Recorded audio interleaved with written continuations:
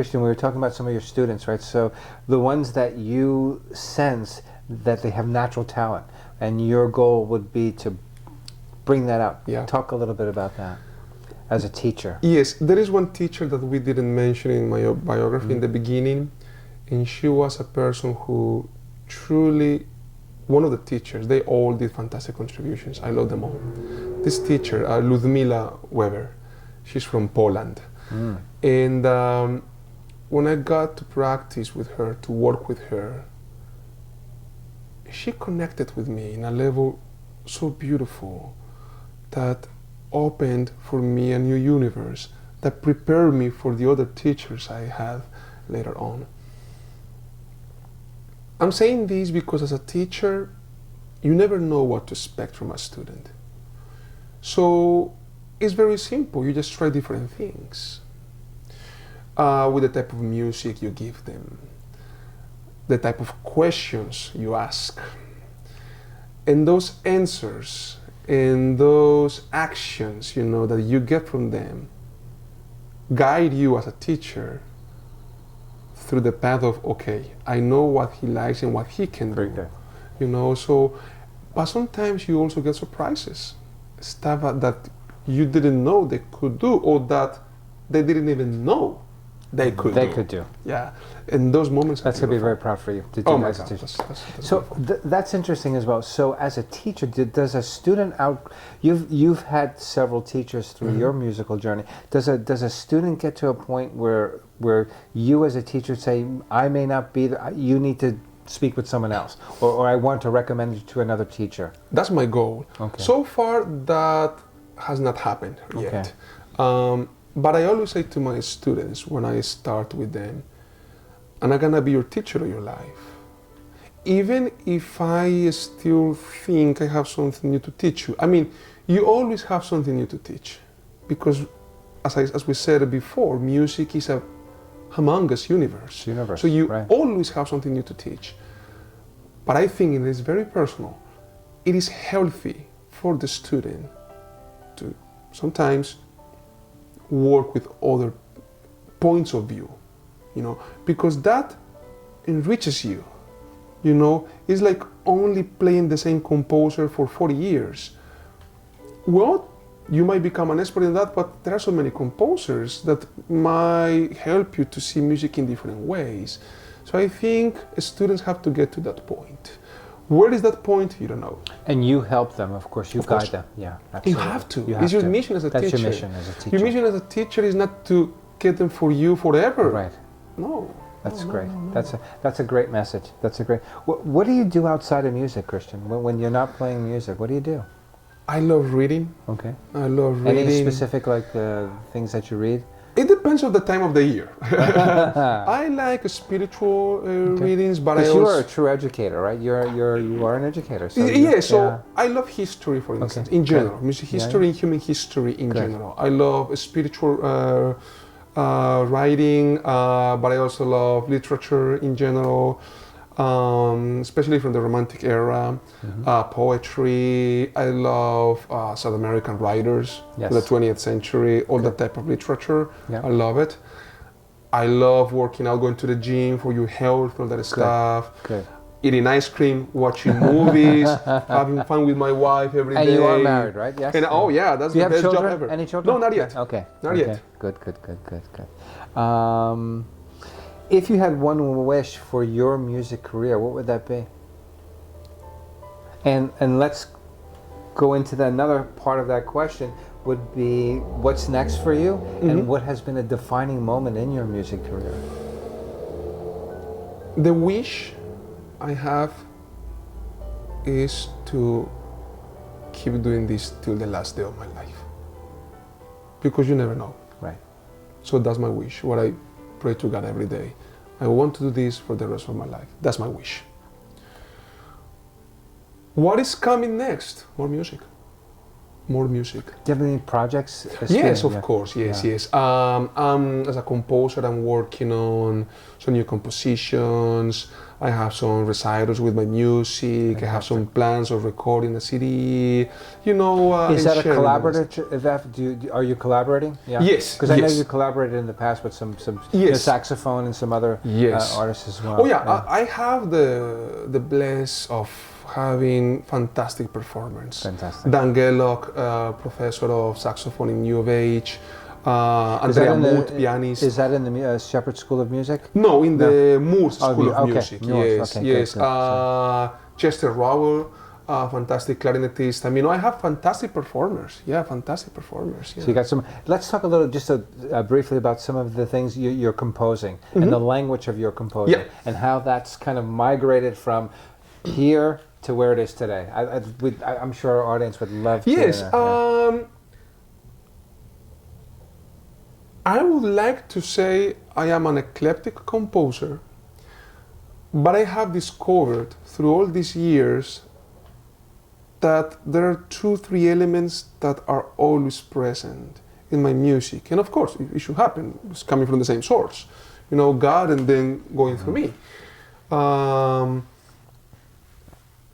Because as some composers say, I don't create the music. I just listened. You pay attention, and you just write. That's all. Now, not like Mozart. Mozart did it perfectly all the time. We have to correct and erase and redo it. You know, we didn't have the ear he had. Right. I don't, at least. I have to rework and do it again and do it again. That's part of that's a process. That's part okay. That's okay. That's okay.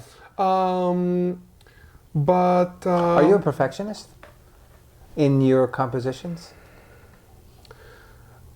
Does it? Let's say you write it today. You leave it alone, you come back to it tomorrow, is it different? Yes, it should be. Okay. But at the same time, there has to be a moment when it is complete. When you say, this is it. I'm done. I'm done. Okay. I'm done, because you have to move on. Okay. You have to move on, definitely. But there is an style. So moving on means creating something different, or what does that mean for you? Who knows? Okay. That's the beauty of this. I like that. It should be something new, of course, but you never know. Right, I like that. That's perfect. So let's talk a little bit about some of the things that you're planning, going forward, and how our audience can get in touch with you. We need to know that. Definitely. Well, right now, as I said, I'm working on some compositions, some premieres and concerts that I will be posting on my website that I'm just building. What is the website? I'm just creating the website, but so YouTube, Facebook, Instagram. I'm just creating those channels, just working on that. That's a whole other side of the business for you. That's another side. Right. Exactly. But people, of course, can reach me through Facebook. Okay. To start. I have a couple of performances. Where are you performing coming up? Coming up, it would be the church where I work, Klein United Methodist Church. Okay, where is that here downtown? No, that's in Klein, in Spring. Okay, yes, Spring. I have some performances in the Houston Community College, here in the Houston area, in Colombia, some other cities in the country, and well, let's see what else happens. Excellent. So you're busy. And that's I'm busy. Oh yeah. How many students do you have? I don't have that many though. In my private studio. Are you looking to take on more students? Really good question. Okay. For the moment, I will say 1 or 2, and that's it for the moment. So there's your opportunity, 1 or 2. Oh, yeah, 1 or 2 to give me a call. Well, but I have, before we move on, I want to say something really short about this. Is that my idea is not to have 50 students. My idea is to have, and this is personal, this is the way I think, is just to have a few students so I can put all my energy, on them. If I have just 14, okay, that's what I have, and I'm gonna just put all my energy, all my time, on those few that I have. That's great. So something, different happens. Is there anything that we left out? Anything that I didn't ask you? Anything that you'd like to share with the audience? It's been an honor to. Oh my God! You are a maestro you're a student of music. Yes, and it comes always. from inside. Yes. So I always find that it's a craft and it's an art, and those that are really passionate about it, like yourself. So tell our audience: is there anything that we didn't talk about that you'd like to share with the audience? There is always something left behind. There is always something that we want to talk about, that is, we don't have the time. Or the whole point, and please do it, don't be afraid of navigating through this beautiful musical world. Don't be afraid of saying who you are through music. Always with respect, always listening to others, because although you are original, that doesn't mean you are always right. Just communicate with others, talk to others, share ideas, respect each other, love each other, learn from each other, because that's what we need to grow. And in my case, always guided by God. One last thing I did want to mention. I know that you are in the process of you're editing a book. Is that correct? That already happened. Okay, that already happened. Okay. Yeah, that already happened. It was a book by Colombian composer Juan Domingo Córdoba, who won several competitions, and I just happened to have the honor of being the editor. Is that in Spanish, or is that in a?